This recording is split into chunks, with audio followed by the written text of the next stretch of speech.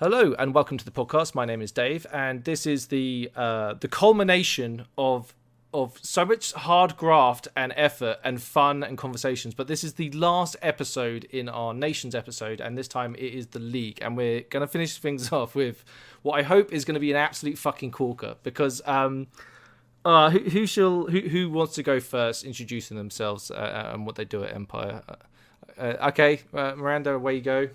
Hello, my name's Miranda. I also answer to Mim, and I play in the League and have played in the League since year 1 of Empire.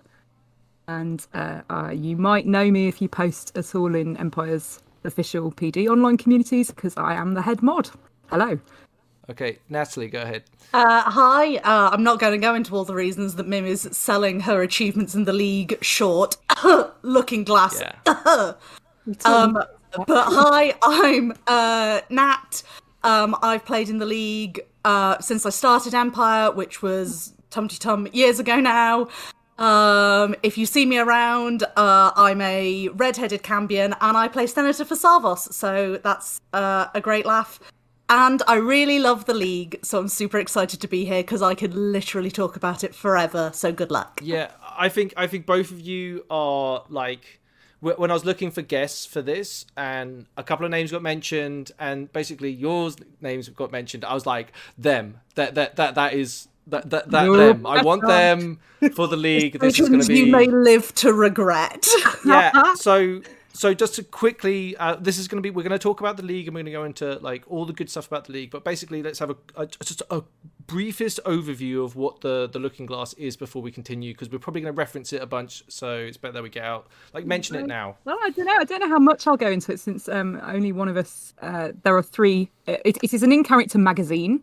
It is not the only in-character newspaper or magazine by a long way that exists at Empire, and it's certainly not the only one in the League, but it has been running for knocking on for 5 years now, and it is fully illustrated by hand by us. There's 3 of us, and I'm one of them, and Orms.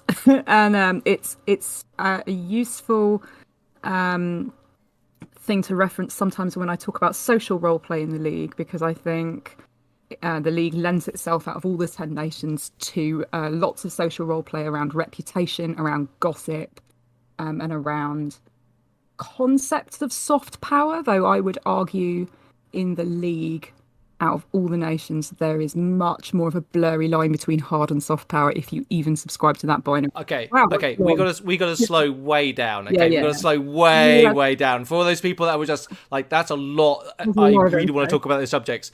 But what do you? Magazine. I've heard it's like a fashion magazine. Is that right? Yeah, it's an in-character society, fashion, arts, and culture, and politics and opinion magazine. Like Vogue meets New York Times. It does have a lot of fashion, but it's also Mel and Becca, who I'm sure won't mind a bit of a shout out, and Mim cover literally everything from a really astonishing understanding of not only the brief as written, but the costume brief as played, and engaging with it, and also some of the most sort of fantastic plot and political and articles. As a player, it's legendary. Okay, like it's literally like one of those things I hear about.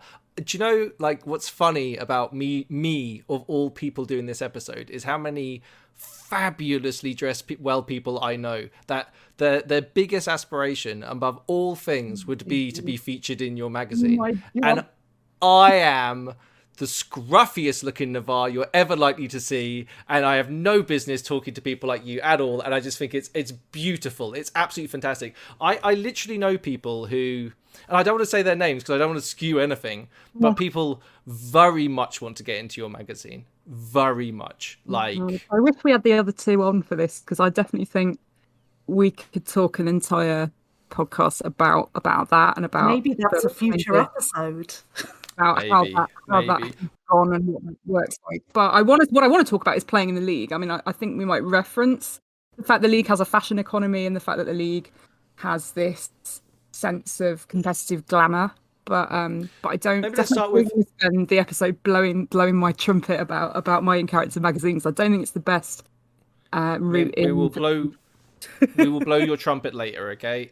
First of all, we will go to what attracted you. Basically, what in the brief did you see in the league that attracted you, and then maybe what was different when you actually started to play, or what was your interpretation of the brief different from when you actually got to play it, I should say. So I don't know if me and Mim are maybe in slightly similar boats, definitely starting off.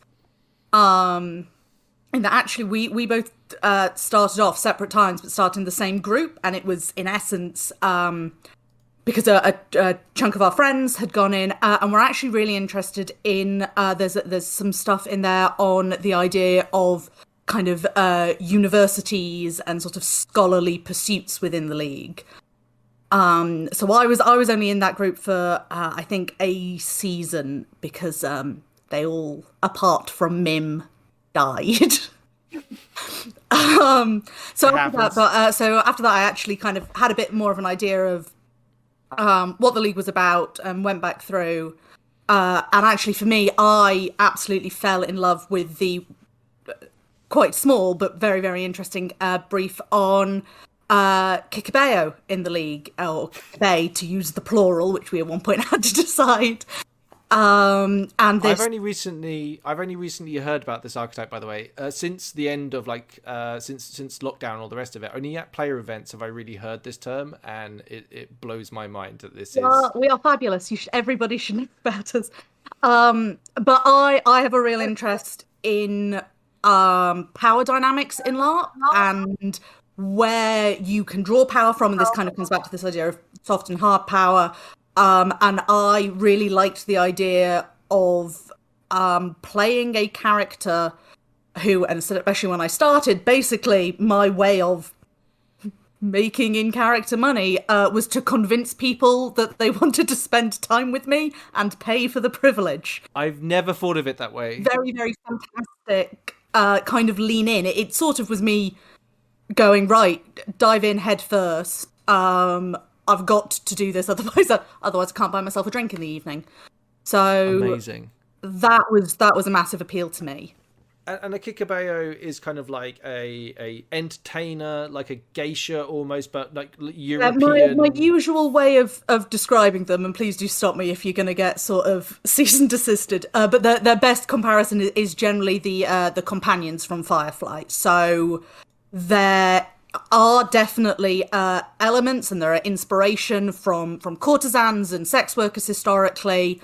But they are much more than that in terms of the services and the reputation of them. They are seen as, the moment you step in the board, you are a very well-educated individual who has got a lot to say and has got a lot to offer. You might be an entertainer, you might be just somebody who's like, hey, I have some things to say, priests, the whole lot. So again, I genuinely love that to sort of subvert a lot of the traditional narratives around sex workers, especially women who are sex workers, in especially sort of fantasy literature and storytelling, being able to sort of flip that on its head and go, hey, I can in fact be the most important person in this room, was really exciting for me. Yeah, my first interaction with a Kikabeo, which was before I even knew the term or the archetype, was literally going to a bar and being offered to like go to a tent and potentially have a massage or play cards or anything like this. And it was like, us not knowing the thing was just perfect Navari, kind of like we didn't know really how to react to that. But the hospitality was outstanding, and it was just really, really nice and a pleasant environment, you know. So it's only recently that I've actually learnt what the archetype is, and it does fascinate me. We are in fact an archetype. We are one of the ones that you can pick. Along with the Bravos, etc. So yeah, if anybody is interested, I think they're fantastic. And that actually leads really nicely into sort of league hospitality, which I think is a really big part of the way that the league is played. Let's put a cork in that for 1 second. Get Mim in on the conversation. same question. What drew you to the nation, and were there any differences when you actually started to play them? Essentially, I'm going to read out a line from the League's nation description, which you can read on the wiki. It's actually a few lines because this is what really drew me in. Right. This is the League. The rivers that run down to the Bay of Katazar are the veins of the Empire, carrying the lifeblood of trade. The 4 great cities are its beating heart, sending tides of wealth back and forth across the nations. In the south are Sarvos, elegant and sophisticated, cultured and refined, and Tasato, pragmatic, Machiavellian, persuasive, and articulate. In the north are Temeshwar, ruthless, relentless, cold and hard, and Holberg, pragmatic, ingenious, innovative, and enlightened. So you have these 4 cities, and each of them is a kind of bustling hub with a slightly different character. And I was really transported by this. This idea of these 4 cities who are geographically very far apart, but together in a kind of shared spirit. And then there's this other line, which I love. It is said that the cities of the League never sleep. By day, the powerful guilds clash over business interests, and the free companies seek to find work on the Empire's borders. By night, the street balladeers perform on every corner. Rival theatre houses fight duels where the wordplay matters more than the swordplay. The long con is as much an art form here as the politics of high office. And this is my favourite bit. In the coffee houses that never close, the cant covers both. So this idea that you have this fantastic collision of street carnivalesque, wheeler-dealer sort of types, and then these people of high office doing backroom deals. And I just thought, this is like the Orlesian Empire in Dragon Age meets Ankh-Morpork from Discworld meets a Shakespeare play. And I thought, oh, absolutely, I want in on this because it's got this wonderful sweeping period drama energy where everyone's got an agenda and who's tricking who and things like that. But it's also got a kind of a deep romantic sweep to it that is very distinct from, I would say, Dornish romance. It's got a Shakespearean creative energy and an interesting wit and performance. And I thought, oh yeah, this is going to be great. I'm going to go and play there. And as Matt says, there was a group who were a bunch of university students, which was great for me. Because I didn't really know a lot else about the setting. I'd read like this one page and a couple of others. And I thought, okay, I'm going to be a university student. We're on a field trip to Anvil. We've never been. And we're straight out of this city and we're really kind of urbane. We think we're really sophisticated, but we are ultimately teenagers without a clue. And we're on a field trip to Casanea to meet all these different people from around the Empire. And that was my route into the game. That's awesome. So... yeah, like my main kind of like whenever I've seen the League around, like, and the memories of like distinct people from the League are there's like one couple that dress identically and they have like an absolutely fabulous outfit with like a feather in their hat, and it's like they just look fucking amazing. They look like the cool kids, right? Like, I'm sure you do. I'm sure you do. Like, because they're so distinct. No one knows if they're really a couple or if they just work together or if they're family. Oh, I should say a couple. Yeah, that was. I meant couple as in like man and woman. Even that's pretty bad. Let's move on.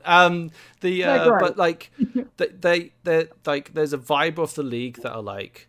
They're cool, they're witty, they're very fashionably dressed, and they're like whenever I've had thoughts about like dealing politically with the League, I just know that like I'm gonna be 2 steps behind everything that's going on, and that like whatever I think is gonna happen will probably not work out that way, and yeah, I'll have been swindled at the last. Is how me as a Navarre views dealing with politics with the League. And that means that our grand ruse is working. I can absolutely promise that for a lot of the people doing politics in the League, we're sometimes the last to know, but we're good at making it look like we knew the entire time. Nice. Yeah, the kind of like the huddled actual whispers. Political acumen is not needed for being in the League. I like that the huddled whispers are not like, put in the master plan or do this. It's just like, oh shit, what the hell are we gonna do? You know, like this was happening. We didn't. Yeah. So maybe we can describe like kind of look and feel, kind of like talk about some of the kind of dress ideas. You were mentioning the different cities. How do they kind of like? I'm feeling this might well be a very long section in the podcast. So who wants to kick us off? I think so. The League definitely has these 4 cities with very distinct identities that also blur together. And I would say you can wear the League costume brief.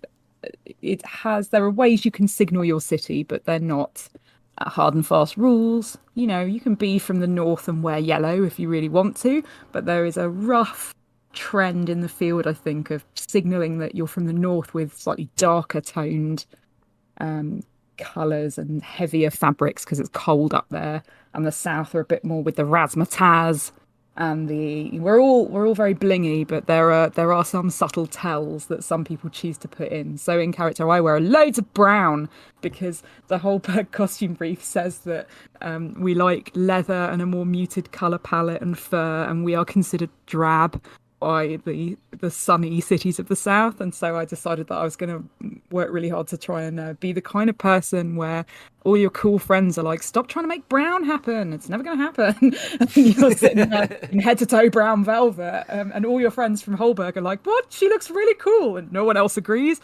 Because I love the sense that Holberg is the kind of a nerd club slightly of the League. You know, they really like siege engineering and the colour brown. Yeah, how would you describe like the more feminine and more masculine type garbs that you have? There's like a lot of dresses in the League, and there's a lot of there is a line from the League costume brief referring to sort of femme costume, which is one of my favourite lines in any costume brief I have ever read, and it is one that I have tried to stick to, which is the bodices should look like they are made of not enough fabric, and the skirts should look like they're made of too much. Which has led to a fantastic line from Mim's character Nora, who was at a social event with a group of people she'd rather not be there with, so had chosen to wear hose rather than skirts, and said, "Well, the occasion doesn't really call for 5 yards of fabric, does it?" Which was just. There had been a murder. It was the most damning thing I'd ever heard, but it was a fantastic piece of. Sort of PvP through costume, which I love. 9 yards. I went on a skirmish in the whole 9 yards though, and I have to say my character was like, I should have thought this through. I had to do a battle roll under a bush in a ball gown. But you know, I think the thing about the League is I just did it because the League will do that. You know, I went on this skirmish with someone from Navarre, and he was like, "You have not dressed for the occasion," and I said, "Well, I am a priest. I am very much dressed for the occasion. I've brought all my," you know, and I listed all the things I had hanging off my belt. And he was like, "That was not what I meant." No, I like that. It's the kind of they may be wearing a lot of these dresses and stuff, but you do get the feeling that they're ready for action all the time. Hidden blades, poison, like, you know what I mean? Like, and that whole martial aspect of having the free company vibe with the whole thing, where there's a lot of kind of mercenary work and people are like almost nobility that's good with a blade, you know, like they've been trained or whatever, that vibe. Yeah. I mean, and I'm sure there are some pictures on the wiki that your lovely listeners will be able to find. But the free companies in the League do a really amazing job of sort of. We might occasionally joke that Dawn very handily put themselves in like football colours to help us identify them. But the free companies actually make a really, really amazing coherent look whilst keeping a lot without sort of going down that route of everyone being in the same colour. So you see these big groups of people with the and Mim will know the correct terms for it, but the sort of all the sleeve slashing and the halberds and the hats. And they're very instantly recognisable as Leaguish Free Company, even if there's just one of them wandering around. Just as like a wee point of order, do the what are your groups called? Let's get down to some real basics. Okay, so the main unit of a group, shall we say, for playing in the League is a guild. sometimes referred to in the Southern League cities as a carter, but it means the same thing. So you are a group of people who are doing business together. You are mercantile, but you might live together in a guild house as if you were a family. You might have all taken a guild oath. You may have a charter, or you may be scattered around in apartments across more than one city. But you will all be serving that guild's interest, and the guild is led by a merchant prince. I've heard this. Yeah. Okay. Cool. Yeah. And okay. Just because we mentioned it, the free companies. Can you join a free company that is not part of your guild? And you can also have your group sort of be a free company. A free company is a group of mercenaries. So you may have a guild that mostly is made up of members of a free company. So the whole point of the guild is that they are mercenaries.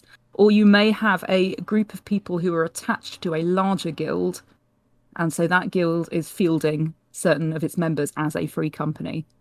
But an example of quite a prominent free company in the field at the moment is the Seawolves, who are shout out to the Seawolves. You're the best. Love you. They wear very iconic kind of golden, yellow, and black. You see them a mile off. They've all got the same insignia, but they have a very strong free company vibe. With their kind of matching slashed shirts and their feathers in their hats, and they're led by a merchant prince who's very much a war leader in look. She's very martial, but they also do have Kikabei in their ranks. So you'll see them all marching off to war, but they've also got performers, mages, entertainers. Who are you can be both essentially. You can fight in a free company and be affiliated with or in a guild. Yeah. Like I know a fucking battle butler, right? Oh yeah, like, we love him. The battle butler. Shout out to the battle butler. He's my homie. But it's more like the okay, let me put it this way. I was at a player event and he actually I shouldn't mention it. No. He's doing okay for cash is all I should say. But the he's very prosperous. He is very prosperous, yeah. In fact, he was just like, oh, don't worry, I spend it as fast as I earn it. And I'm like, you must be spending a lot, sir. That is extra prosperous, probably. But that's the kind of thing that I'm trying to kind of, like, we're skirting around it. And I'm really struggling to kind of come up with, like, fitting it all in. Because there's a lot to the League. And to see it all together as one thing makes more sense. Like, we're discussing these little aspects of it, right? Like, but like having a Kikabeo within your lines to go off to battle, to have a battle butler who literally goes out there and can do ceremonies for you on the field and things like that. It's like, plus there's maybe let's talk about the theatre stuff, right? The performance stuff. Like, let's go into that a little bit. Like, how many theatre groups are there and how do you indulge in the theatre stuff? I think that's hard to categorise because, again, lots of leaguers will have a theatrical streak. So they may all indulge in dramaturgy, which is a thing in the League. They may use dramaturgy. Who came up with that? That's a terrible name. What's involved? It's actually a word. Dramaturgical. Really? Yeah, dramaturgical. It doesn't make it real. Doesn't make it good. What does it mean? Dramaturgy, I see, is. Do you want to go? No, you have this. So in character, it is the most popular form of ritual magic in the League. It does pop up in other nations, but Leaguish dramaturgy is kind of an elaborate. I take it back. It's genius, and I love it. It's so good. There's a set of stock characters, and you might have a set of masks that correspond to those characters. And basically, how deep you want to go with it, you can read the wiki page and use nearly all the different tropes from it and really go in hard, or you can just lightly say, "I'm wearing my prince's mask today, so I can be more authoritative." And it's sort of up to you how deep you want to go. But there's a whole thing. Hold on, I think we just snagged our toe on a rabbit hole there. Did you say there's a whole like lore and wiki about like the language of Leaguish theatre, effectively, with the different masks and all that stuff? If you want to, it is an option if you are doing ritual magic in the League to use masks a great deal and to look at all the different personae that you can channel your magic with by wearing masks. But also masks are kind of very ubiquitous in the League anyway, but people might use it for social interaction. So if my character's feeling very nervous, she might put on her captain's mask to be more commanding, or she might put on her prince's mask to be commanding in a different way. A bit more or you might be like, oh shit, Mim's put on this certain mask, she's like pissed off today, like we should leave her alone. Yeah, there right? is a mask for that. That's the bishop's mask. That's the mask of moral absolutes and judgment time. And but you might not know, if you didn't know the character, what the mask was for. You might not know which mask was which, but you could pick up differences in characterization. Maybe, I hope. So and I don't actually wear physical masks very often because they get in the way of my makeup and they kind of annoy me. But I carry them around and I've got them on me at all times for the odd quick moment. It's probably worth mentioning that masks are part of the League hearth magic. Yeah. So, and anybody who's has listened to any of your other stuff, I'm sure it's come across the phrase hearth magic. But they are these sort of little bits of just magic that everyone kind of has a bit of access to. The roles are sort of vaguely inspired by sort of the classic roles of sort of commedia dell'arte and that sort of style of theatre where you have a very specific mask. In the League, it's far more varied, and not every mask relates to one of these characters, or sort of archetypes and almost caricatures. But you will use masks in certain ways. Sort of the mask of I am very annoyed at this specific thing you have done has definitely been put to good use in the League on several occasions. The masks of I am completely done with this shit has also... Can you maybe describe, like... Okay, so a player's listening to this. We've talked about masks, but what do they look like? How do you get hold of them? How would you choose to decorate these? Like, these sort of things. Like, how would you get into this? So they're generally speaking the sort of classic, if you were looking on just sort of Google Images or eBay or Etsy, and by the way, I've had quite a few off of sort of these sorts of, if you put in sort of Venetian masks, that will be the sort of thing. So it's the classic kind of Venetian carnival masks, usually quite highly decorated, but not necessarily. And there is really not much of a right answer as to what they should look like. There's an amazing bit on the Masks in the League wiki page where I can't remember exactly what the wording is, but it says something like masks are a great way to get your character to behave in a way that they wouldn't normally for whatever reason that you have, whether you're OC just looking to have fun in any way, or whether you've got a goal that is difficult to attain, I see, without switching your manner up a bit. But there's this line that says, you might be a pleasant and mild-mannered person unless you've put your witch mask on, at which point you become a scheming riddler that no one can make head or tail of. And I love that. I love the idea that you could be actually quite meek and mild, but then when you whack this mask on, you are a disaster. And you do meet people in the League who really run with this. I've met more than one character who has an entire other personality that they only role played as when they with a name that they only role played as when they had a particular mask on. And then, of course, if something happened to that mask, then they were distraught because they couldn't access that bit of themselves, or there's so much you can do with it. I once borrowed someone else's mask in character, and I had a great time kind of trying to emulate some of their mannerisms because it was theirs and they wore it every day and I'd borrowed it, and that messed with my character's head. So there's lots of elasticity to the mask brief. There's lots of ways to play, but it all comes back to the thing on the League brief. There's the League brief, like all the nation briefs, has the 5 things, and one of them is that everything is on show and everything is to play for, essentially. So everything is a big game, but the game is very serious. You make a game out of everything very earnestly.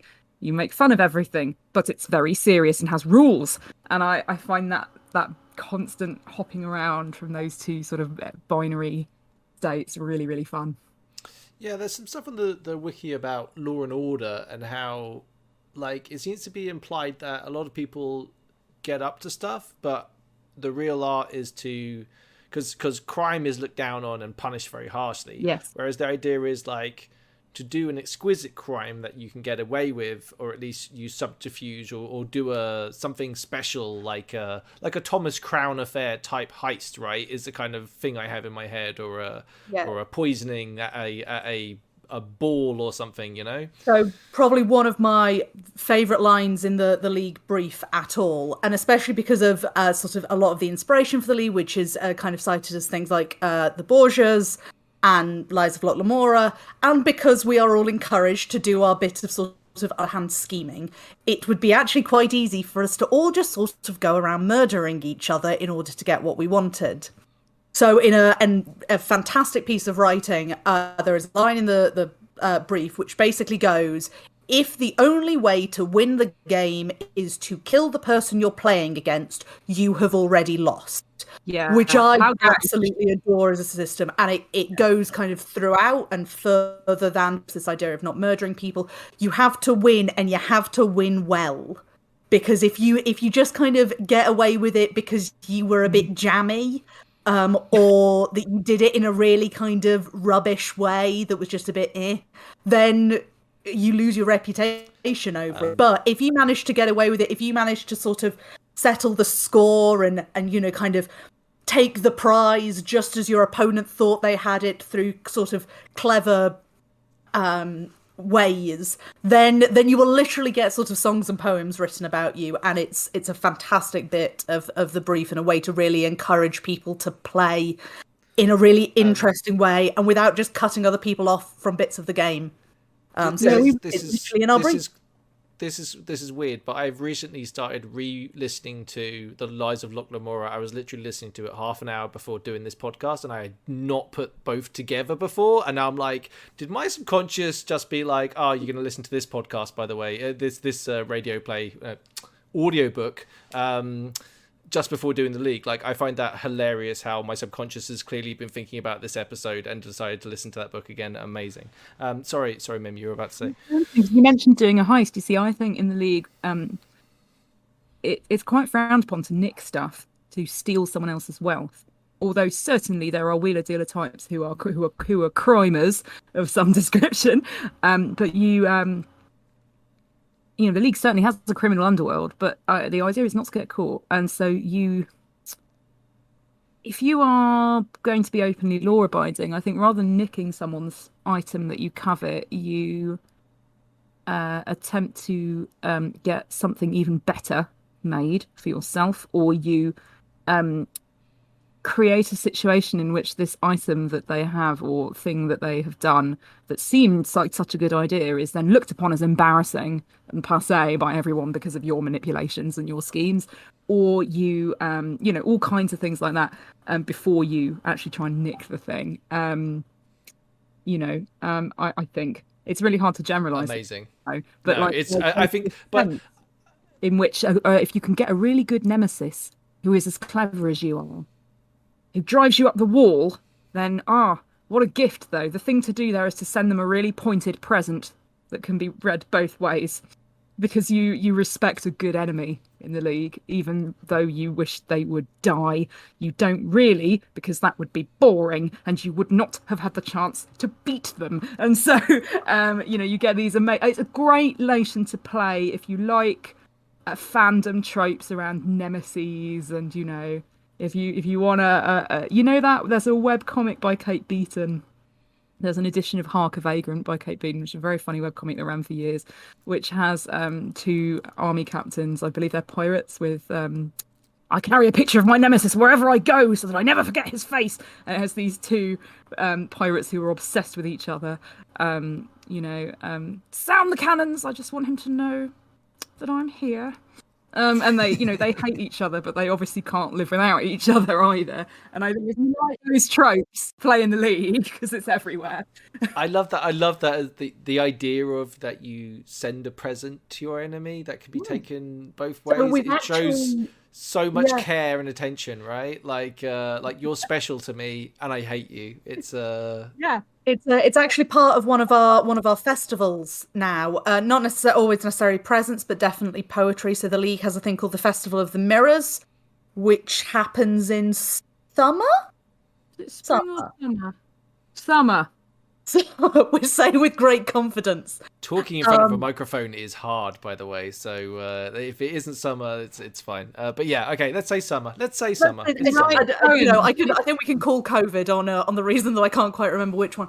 But there are a number of things that go on during this festival, including sort of looking into mirrors, and mirrors are another bit of our hearth magic that are supposed to kind of reveal sort of elements about one's true self. But another part of that is sending these sorts of backwards presents and poems that are very much this sort of how to be so polite to someone, and it's very much sort of backhanded compliments the festival, and we love it. People they love insults and people they hate bond poetry, and you can only really do that if they're a fellow leaguer. Otherwise, you've sent your nemesis a love poem, and they're going to get very confused. Or maybe... Or not. They might be into it. Right, but you don't want to admit to that. There's much stuff to unpack with that, with the league, and it's kind of... the league absolutely revels in trickery and agendas and intriguing and performative, flamboyant ways. And I just love that so much. I know so many cool people that are either in the league or going to the league. It's like... But I don't think I'm cool enough. Like I just fundamentally not true. I don't think I have the fashion sense. I don't think I have the schemingness of it. Like if I received a present from someone, it's all I see, the fashion sense. Well, it'll be. I think it'll be like if my character received a present, I'd be like, oh, what a lovely gift, right? Like I wouldn't stop for a second and. We also give lovely gifts. I just give lovely gifts. I think it's definitely worth mentioning as well. So when I first started playing this character in the league, what I actually decided I wanted to play, and again, this was sort of just for me to mess around with, but genuinely something I had a very, very good time doing for the best part of 2 years before stuff happened. So I went in going, I want to play the most earnest, wide-eyed, believes the best in everyone. These illusions were quickly shattered, but it was really, really fun and really interesting. And also a lot of other people got a great deal of mileage out of having someone in games. So the idea that you have to be sort of fundamentally sneaky and all of that, there is masses of gain to be had in not doing that. I love that as an approach as well, because it creates game for other people, right? Yeah. Like, so you go there, I'm going to be a sneaky boreal girl, right? I'm going to run around, I'm going to try and scheme and plot against my enemies and stuff like this. But then you're kind of like turning your wheels. And then suddenly there's this wonderful, innocent flower that's going to come along, and you get to kind of like manipulate and lead, and then maybe show actually you do have feels after all, despite having like maybe set them up for something. It was dreadful, but I had a fantastic time doing it. Yeah, no, that's really fun. Heroes are not born, they're kind of made, is the cliche, and I think certainly I did something similar in the league, and I actually also think that it's possible to be quite a nice person in the league if you want to. I think, I think if you want to. Yeah, well, I think there's also, there's a strongly held belief in the league that being manipulative does not mean you're not nice. Because one of the dramaturgy personas is the witch, who brings about happy endings and good outcomes through manipulating things. Usually manipulating in plays. She's a stock character who manipulates couples, and so you get your classic Shakespeare comedy where everybody's mistaken identity is in love with someone else's mistaken identity, and the witch will bring everyone together at the end and solve the mystery, and everyone will end up with the person they're supposed to be with or whatever. And that's a trope in league theatre, is the witch will kind of come and manipulate everyone into doing the right thing or doing the thing that is most prosperous. So there is this idea in the league, I think, that just because you're playing a game doesn't mean that you're insincere at your core, and your level of insincerity, well, who is it that deserves your sincerity? There will be people. And the third bit of the half magic there is rings. So, there's masks, there's mirrors, and there's rings in terms of objects of significance in the league. As in rings for fingers? Rings for fingers. Sorry, I make myself sound like a massive pervert just then. Well, it's like I have to clarify where the rings belong.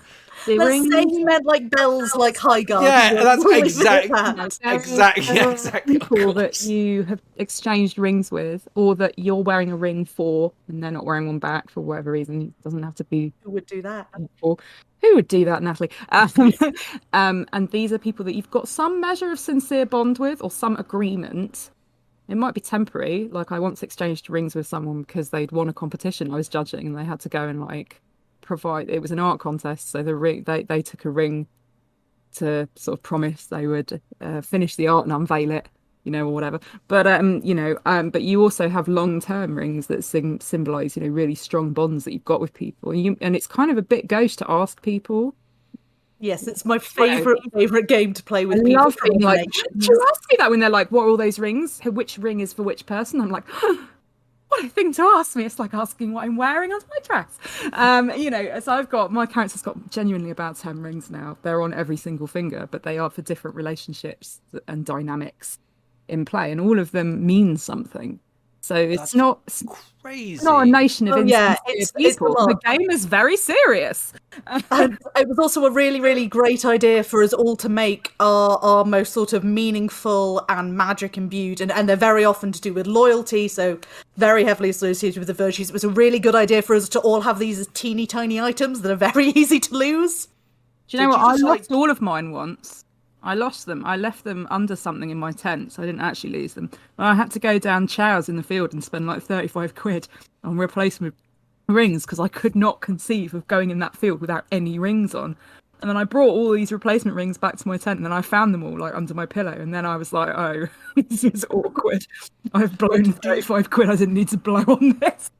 Do you end up like going to charity shops and buying them on Etsy and I guess it depends on your budget, right? But like I guess you just go and buy a load of rings. H&M, right? Okay. I got like my first year, honestly, they were really shit quality. They turned my skin green. That's when you know they're good. That's when you know jewelry's good when they Primark do those like big packs for like £3.50. Bish bash. And because of the way the rings are, they don't necessarily need to be in any way particularly high quality.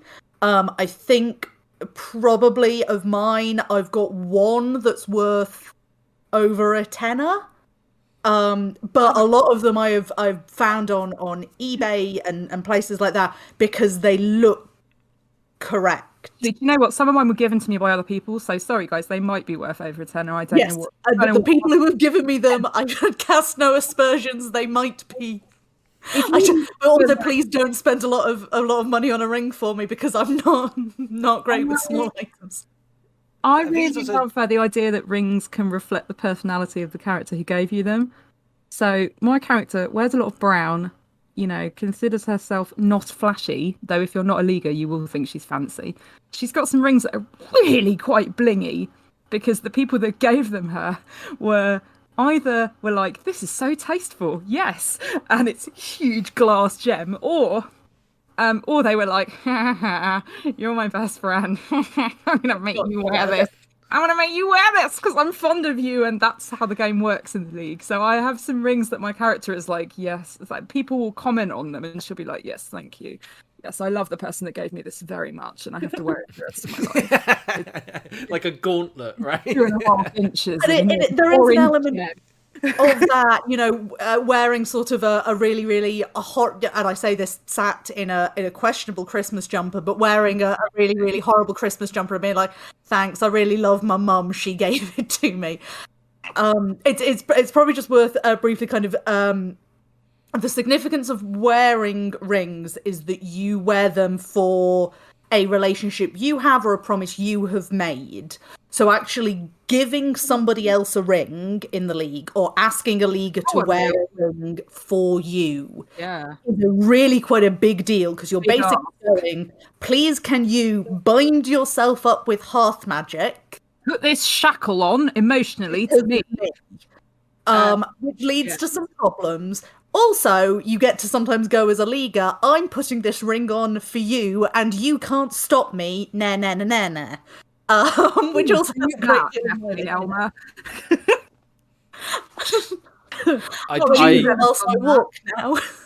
I didn't know about the ring game until now, and wow, like Well, from the I will outside, say, by the way, crazy. I love it. It's so good. Like, I'll never shake hands with someone from the league the same way ever again. I'll be checking out how many rings they've got on every single time. Oh, I would. And whilst Mim says that it's considered slightly sort of gauche to ask about these things, we love it. Please keep doing it. I have the most fun. I think usually it's the Dornish will go and they'll be like, so who are all these rings for? And you get to hear, They're very public how about. could you ask? Well, seeing as you didn't know any better, I'll let you choose one and I'll tell you exactly what that one's for. And I love it. I highly recommend any leaguers listening. It's a great game. Now that means we're good friends because I told you that. So help each other out when we need it. Maybe yes, now you owe me a reckoning. Yeah, and then they panic about what a reckoning is, and it. What is a reckoning? First question: what is a reckoning? I love reckonings. My favourite bit of the brief. Let's chat reckonings. Go. You start. I mean, I think I might have to, as Senator for Savos, certain bits of reckonings.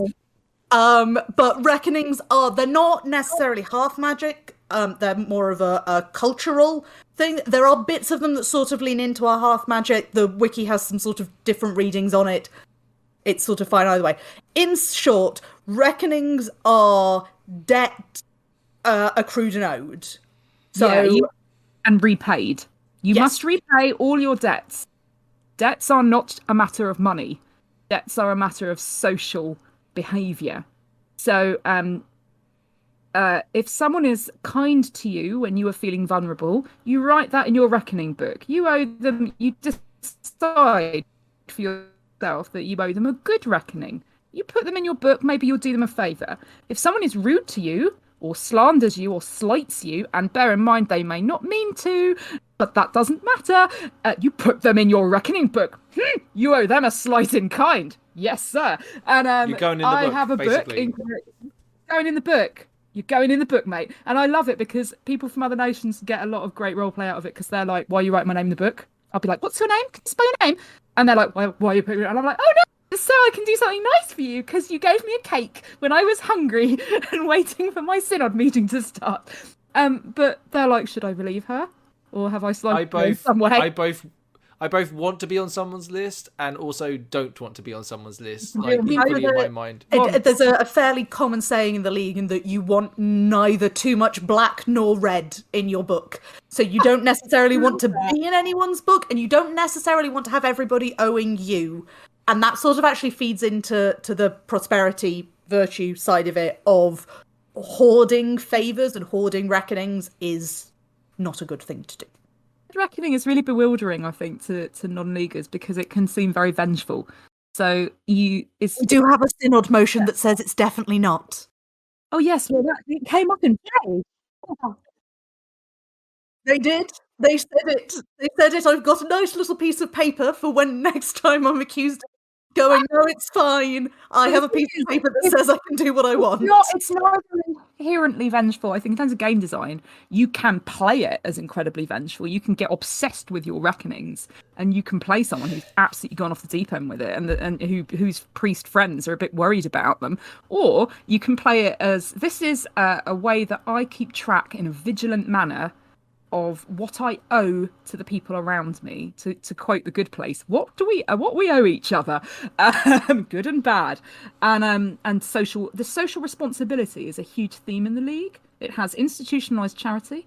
It pretty much invented the concept of the orphanage. It's quite Dickensian in its capitalism. Today's beggar is tomorrow's merchant prince. You never know, the wheel might turn. You need to be paranoid at all times. Who might turn? The wheel might turn, and you might be ruined. You need to keep your reputation intact. You need to play the game, but also you need to keep reckonings, because if you don't keep your allies sweet by recognising, often in a fairly public manner, sometimes in a backroom favours manner, the good things they've done for you, you might don't do it for you anymore. And this is what I meant when I garbled. You were like, "Why do you like playing in the league?" And I went, "Because it blurs soft and hard power in a way that I never expected." It's like there's a real lovely emphasis on building relationships and power dynamics, like Natalie said, in a really fascinating way. I think that building certain kinds of social relationship is really incentivized with the game design in the league. Yeah, maybe we're focused a little bit too much on the kind of like political PvP type side of things, because from what I understand, and this is true with many nations in the Empire, many nations or some specific groups within nations can seem very closed off compared to outsiders. And there are certain levels of trust that can be gained over time or action that will suddenly open up doors, and then you'll suddenly realize that this standoffish exterior can be very generous and welcoming and loving by just being around it or doing a certain thing or being friends with a certain person, right? Like doors open all the time. It's a very interesting structure that in all nations, but I think that's especially true of the League in some ways, that as a Navarre coming into the League, people might turn their nose up at some scrubby looking Navarre coming to the thing. However, I'd be like, I really want to have a chat with that guy about his war paint compared to my masks and what the differences are. And then but you're a wonderful player, Mim. That's the difference, right? Like you're always there going like, how can I get some game out of every second that I'm here, you know? So but you know what I mean? There's like kind of how scruffy does he wash? It depends on my mood. Yes. Does he wash? Yeah. It's Empire, so probably not. No, for all of our players, I know you have lovely steadings where you wash. I visit them regularly. West represent. Hey, nation stereotypes are fun, right? Like, and it's fun to play with these stereotypes in a safe system with some decent barriers in them and explore these kind of ideas, understand what tribe and family is and all that stuff, right? Like, I agree with you that the stereotype that's like, oh, they don't wash, they live up trees and wear crayons. The League equivalent of that is, a bunch of conniving villains who are all mouth and feathers, and you can't trust any of them. And that's really, I love that. Silver spoons, and none of them know their arse from their elbow. Yeah, but I love. I don't know if either of you play D&D or other role play games, right? But I love playing characters that are just like I was in love with one character called Teddy, who was a paladin, and he was an absolute toff, complete silver spoon.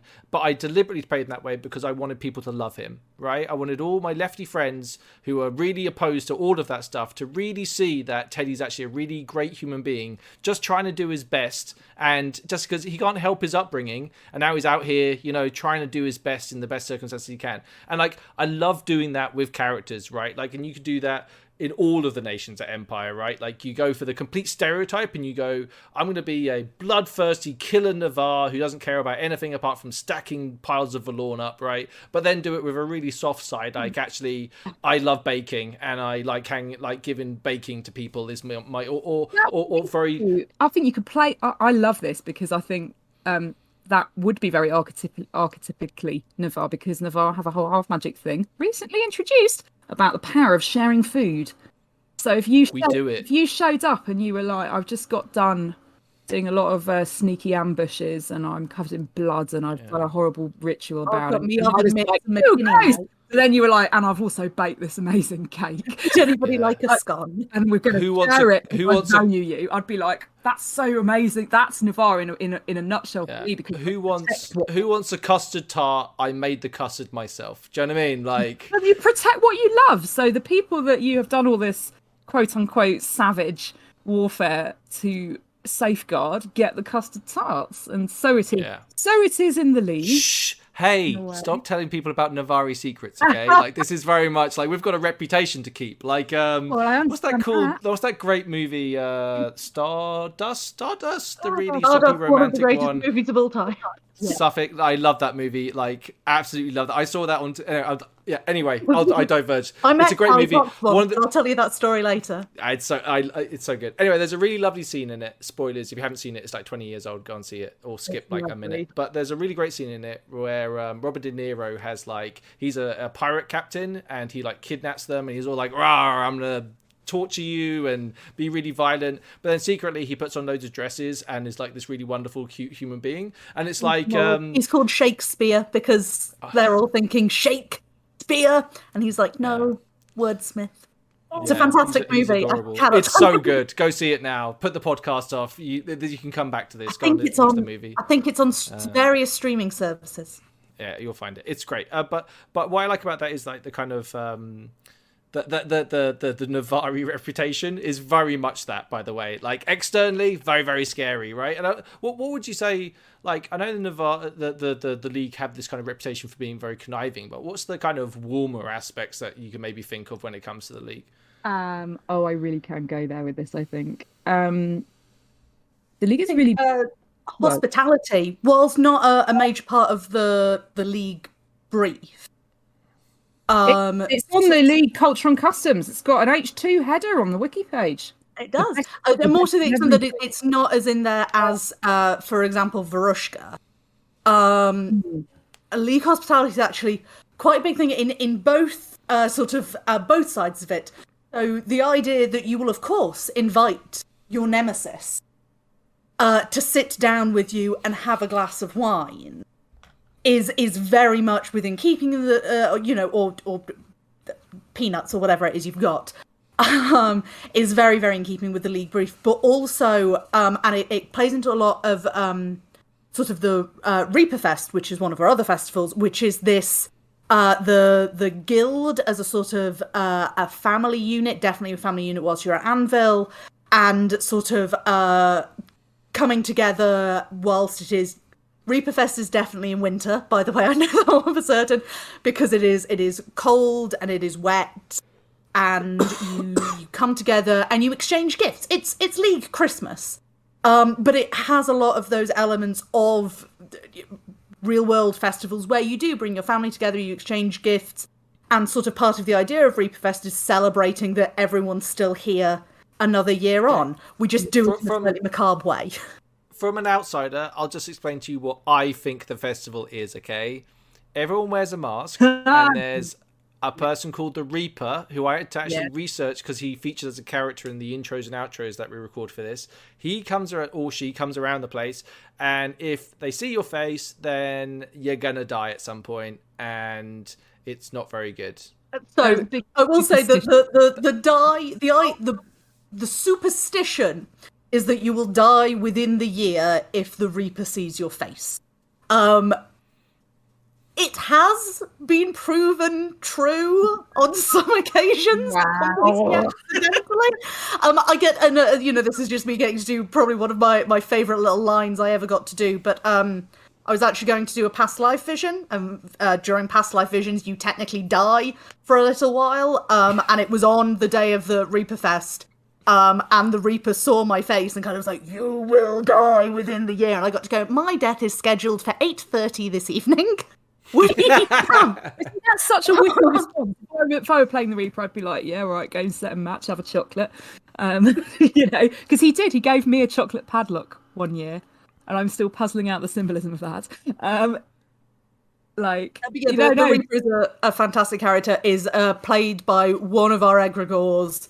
The League egregores, in much the way that the League have masks, our egregores are not necessarily fixed, so they might be wearing different masks and different personas throughout the course, and big shout out to the League egregores because they've been consistently fab. They occupy, I think what's really interesting about the League brief, you asked what at the beginning of this chat, what was different in the field to what we thought it would be, and certainly the League egregore description on the wiki says that they have the name Guys, as in disguise, not as in hey guys, and that name I've never heard on the field. I think in the spirit of it is definitely true though. What's happened in the field is that several people, there's 2 or 3 of them at least at the moment, several people have played the egregore, but they play the egregore as different kind of dramaturgy personae.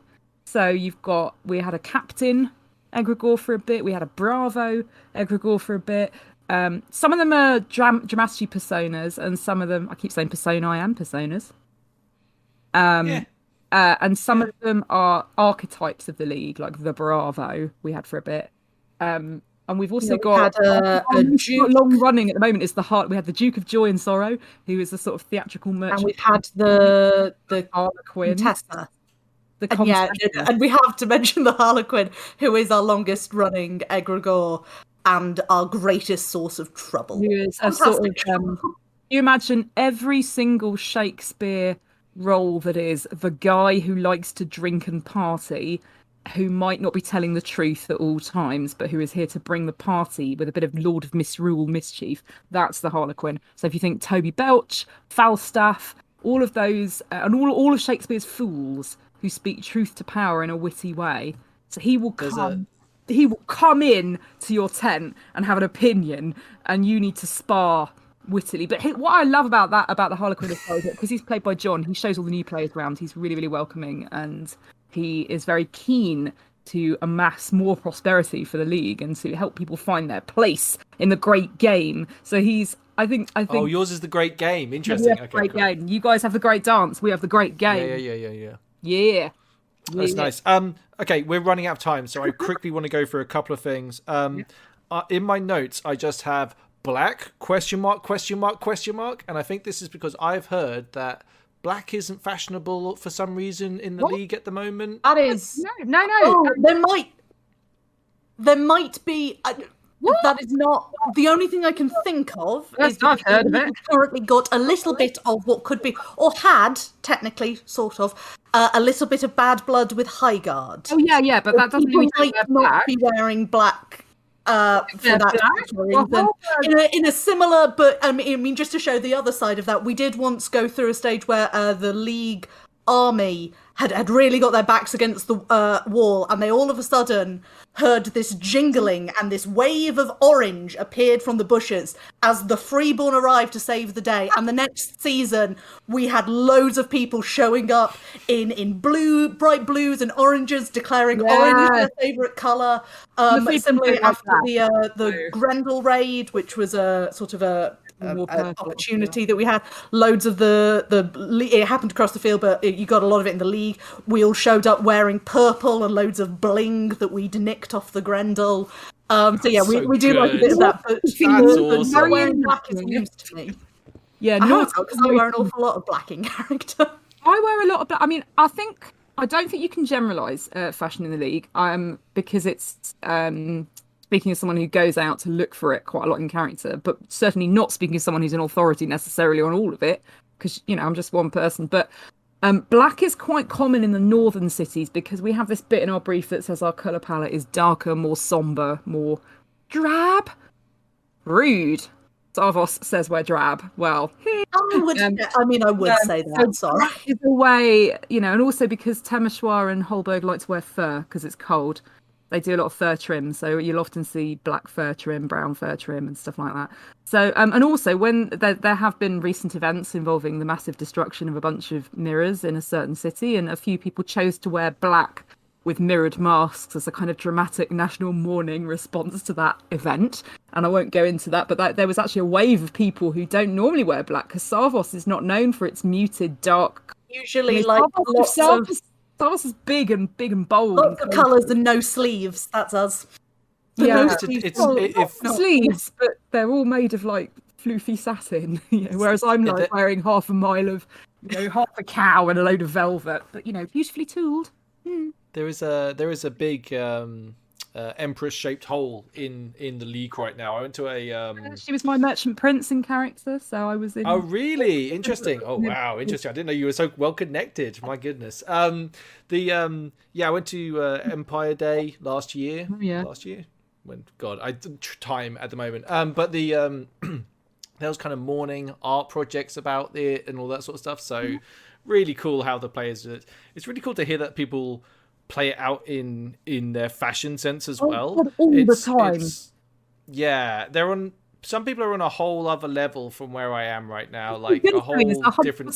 You will have met people who are like, "Well, I'm never wearing black again." Not until insert diatribe about current events. And somewhere else. I won't say the number of thrones because I know some people have developed a Pavlovian response to it. But the number of thrones, they'll be like, "I'm going to wear even more black. I have more of a right to black than those people over there. I'm ordering an enormous black veil, actually, but made of gauze with gold on, and the words "Go away, I am angry with you." On, genuinely, I think the different fashion responses to current events is one of my favourite things about the League, and I think there's been a lot of hard work done on the part of players all over the nation to make those fashion trends achievable. OC.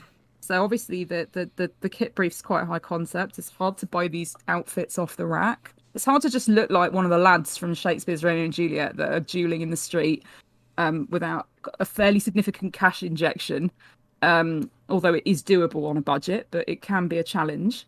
And, Mythalon don't really do a huge range of, certainly not the frocks, so this nation brief. But I think I've certainly seen a lot of people kind of doing things like wearing sort of ribbon rosettes or a coloured scarf kind of tied around the waist. And the Grendel Raids were brilliant because people deliberately chose to fizz rep the bling that they had raided.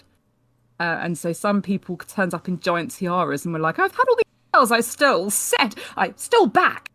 from the Grendel set into a beautiful headdress, and other people were just like, here is a rope that I stole from a Grendel ship that I'm wearing as a girdle. And you had the different ends of society there.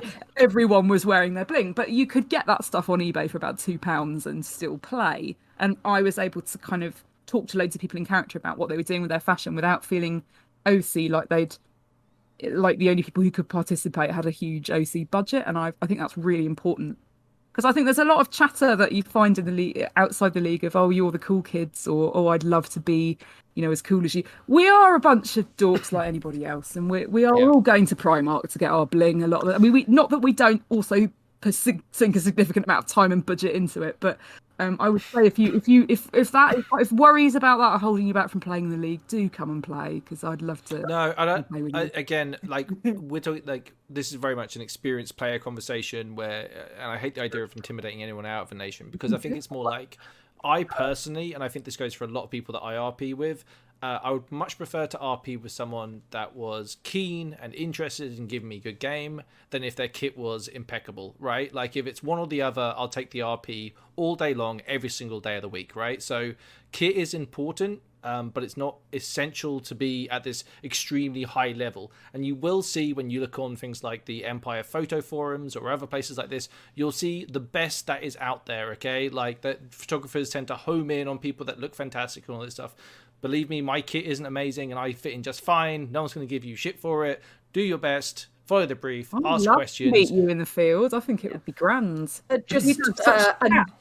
Just in case anybody is concerned, and especially like Mim's touched on, sort of fem kit in the league is very difficult to get without commissioning a piece, making a piece, etc. Sort of because of this, there is a degree in the league of costume turnover, in that once you are, maybe you've grown out of a piece of kit or you just don't wear it anymore, people do kind of pass them on. They go on to people within your guild or people you might have just met. They get sold on. So it is really possible to find these pieces both in the field and through chatting to people. The league has got a really, really fantastic sort of set of players. They are just, I mean, obviously not everyone's lovely, but that's rule of large numbers. But there is a real understanding within the league that our costume brief is quite tricky.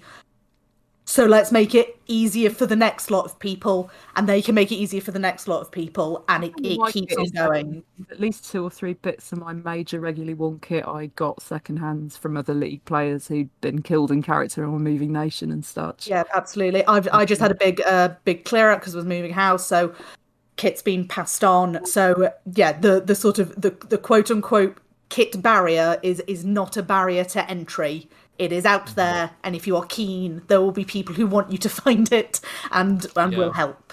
If you're worried about your kit, Facebook's good. Emailing PD is better. So if you're concerned about a piece of kit, you don't know how it's going to dress, you don't know whether it's on brief, you don't know where you're going with stuff, any concerns whatsoever, email PD. If you're feeling a bit more confident about things, stick up on Facebook, see what people are saying, get some input. Like, there's lots of good people out there that want you to join the field, so don't feel at all intimidated by what we've just been talking about. We are almost out of time. Is there anything that's in your mind right now that you're like, oh shit, we didn't say this, and you want to get it out now because time is precious? I think the only thing, and we covered it a little bit, but I'm aware that because it's me and Mim, and we both play non-combatant characters in the league, we haven't really covered a lot of sort of the combat side of the game. Within the league, just to say, it's very cool. There's a lot of, if you like having a bit of a fight and a scrap, the league does a lot of really cool stuff on it. I believe it is. I think it might actually be the Sea Wolves show up with like a little kind of makeshift bridge that kind of rolls along the floor, so you can do sort of dueling along the bridge. The armies and the politics around sort of the armies and the generals is also really good. It's probably not area I have a massive amount of information on, but again, the people who do know it are great and are out there, and just honestly, don't know it, someone will. I think the Free Company bringing a Kekabeo into battle is enough that anybody even has an interest in that vibe. Like, they know who they are, they're already interested in going off the wall with the league, I think. Like, absolutely. Also would recommend, if you don't fight, showing up to the battle or showing up to the door, the gate, in full kit is enough to panic anyone. So you don't have to fight. You just sometimes get to be dressed too. Nice. Mim. Oh gosh, what would I say? Come and play in the League. It's really fun. It has all the sweep and sway of a Shakespearean drama, but you know, But also a bit of Bills and Boone. with a bit more, well, it's set in the Empire setting, which means that there is gender equality kind of written into the setting, which means that if you're a woman and you want to play a swashbuckling duelist, you can, and if you similarly, it really does not. You can wear the great big flouncing ball gowns are available to anyone, and the doublets and hose are available to anyone, and I really like that. I really, really enjoy it. So, you know, it's not a prejudice-free setting. There's plenty of class prejudice, particularly I would say in the League as part of the way that it is designed. But I'm really, really drawn to the fact that there's an LGBT positive, gender inclusive way to tackle Shakespearean vibes. You know? Yeah, I should say, like, obviously, this is really good. The same goes for every other nation. Obviously, the kind of like masculine, feminine that we understand from the outside world is a lot more apparent in the kind of kit choices that you might make in the League potentially. But yeah, this goes everywhere at Empire. If you want to change what you're wearing, you want to do something else, like whatever it is that you want to do to express yourself at Empire, is pretty much good to go, right? Like, again, if you're at all worried, email PD, they'll set you straight. Not set you straight. God, what a terrible choice of words in such a... Wow. They will have the answers you are looking for. Thank you very much. Good. All right, let's move away from that. Thank you so much for being on. I really appreciate both of you taking the time to talk to me. This is like the end of us recording all Nations Empire now. We've done it. This is the last one. Celebration. Really, really happy. Thank you to all of the guests that made this possible. Thank you to our patrons who still get nothing at all for supporting us apart from our love and affection, so really appreciate you.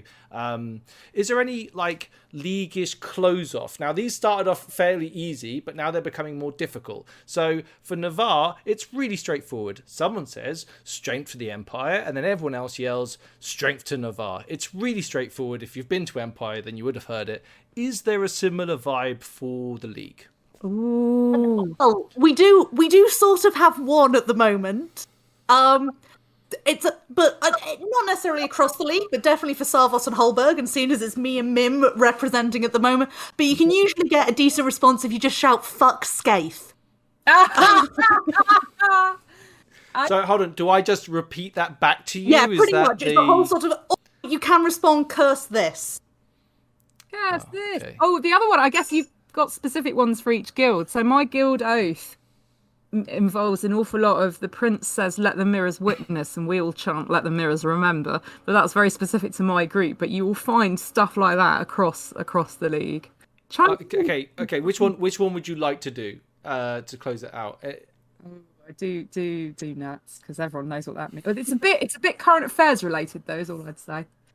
It's just getting people prepped for the game. We've talked about it now. We're committed. So staff Skaith. So it's all right. Skaith is one of the Eternals who did us a wrong un. So okay, this one's for you, Skaith. On 3, Natalie, you do it. Okay, oh gosh, 3, okay. 2, 1. Fuck Skaith. Fuck Skaith. Oops, I said curse this instead. Oh well, that's fine. Seamless. Boom.